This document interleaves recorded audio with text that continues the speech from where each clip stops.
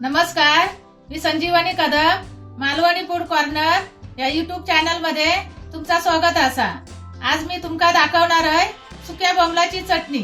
तर चला मग सुरुवात करूया।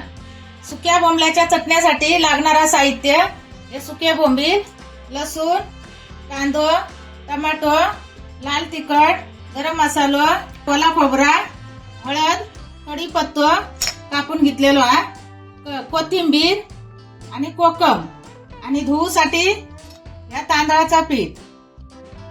सुके बोंबील आता आपण कापून घेऊया।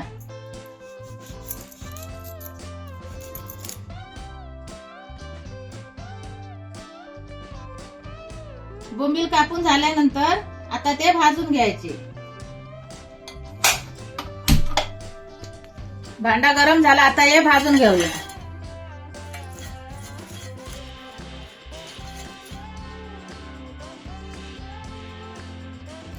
बोंबील आता हे असे भाजून झाले, हे बघा असे। मग ते थोडे थंड होत ठेवायचे 5 मिनिटं।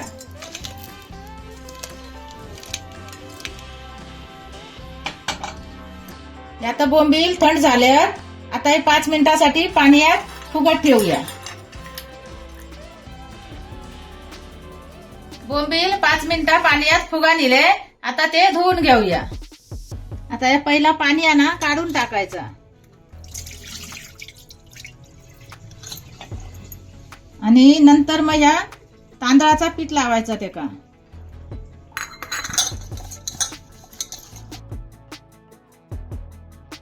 पीठ लावून झाला, आता 4 वेळा पाण्यात धुवून घ्यायचे।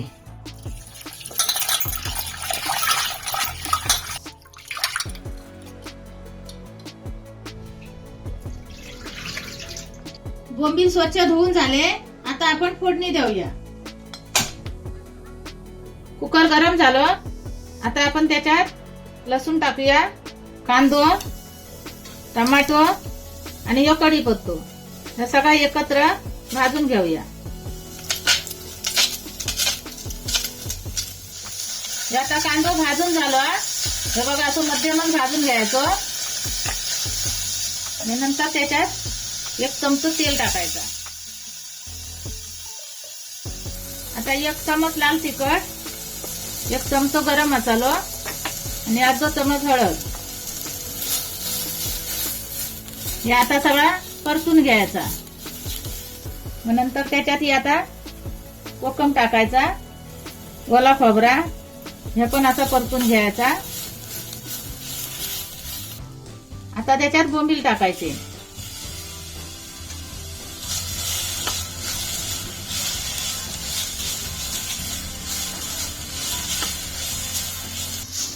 आता हे बोंबील शिजासाठी त्याच्यात पाणी ओतूया।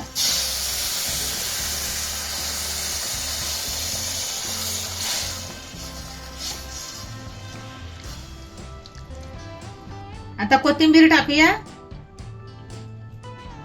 आणि मग कुकर बंद करून आता त्याला 4 शिट्ट्या देऊया।